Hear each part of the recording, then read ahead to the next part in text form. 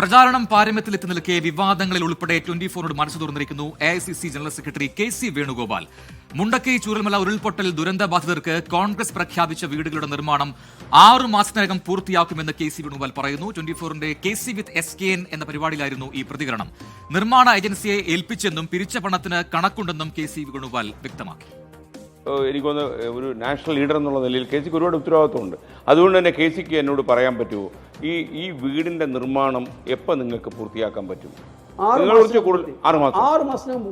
മാസം കഴിഞ്ഞ് നമ്മൾ ഒന്നുകൂടി ഇരിക്കും. ഉറപ്പായിട്ടിരുന്നോ?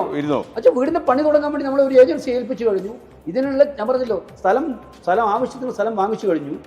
സ്ഥലം വാങ്ങിക്കാൻ ആ സ്ഥലത്തിന് തന്നെ പിരിച്ചതിനേക്കാൾ കൂടുതൽ ചെലവഴിച്ചു കഴിഞ്ഞു. നമ്മള് അതിന്റെ കണക്കുണ്ടെന്ന് വ്യക്തമായിട്ട് ബാങ്കിൽ കൃത്യമായി നല്ല ട്രാൻസ്പെറൻസി ഉണ്ട്. ആർക്ക് വേണമെങ്കിലും പരിശോധിക്കാം. ഏത് ഏജൻസിയും ഓപ്പൺ പുസ്തകമാണ്. ഇത് ഒരു ഇലക്ഷൻ ആയുധമാക്കിയിട്ട് ഉപയോഗിക്കാം, അത്രേ ഉള്ളൂ. പക്ഷെ യാഥാർത്ഥ്യങ്ങളുമായിട്ട് അകലെയാണത്, ദൂരവും. മറ്റു വിഷയങ്ങളിലും ഉണ്ടായി പ്രതികരണം. CPIM BJP ഡീൽ ആരോപണത്തിൽ ഉറച്ചു നിൽക്കുകയാണെന്ന് KC വേണുഗോപാൽ വ്യക്തമാക്കി. തിളക്കമാർന്ന വിജയത്തോടെ UDF അധികാരത്തിൽ എത്തിയില്ലെങ്കിൽ വനവാസത്തിന് പോകുമെന്ന പ്രതിപക്ഷ നേതാവ് VD സതീശന്റെ പ്രസ്താവന വൈകാരികമെന്നാണ് KC വേണുഗോപാലിന്റെ പ്രതികരണം.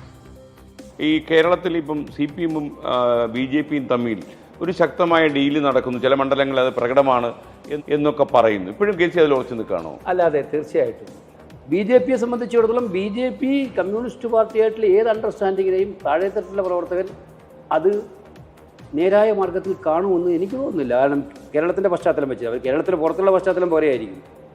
കാരണം അങ്ങനെയാണല്ലോ അവർ പറഞ്ഞുകൊണ്ട് നടന്നത്. അപ്പോൾ ഇതൊന്നും ഈ പറയുന്ന ഡീലൊന്നും ചിലവാകാൻ പോകുന്നില്ല.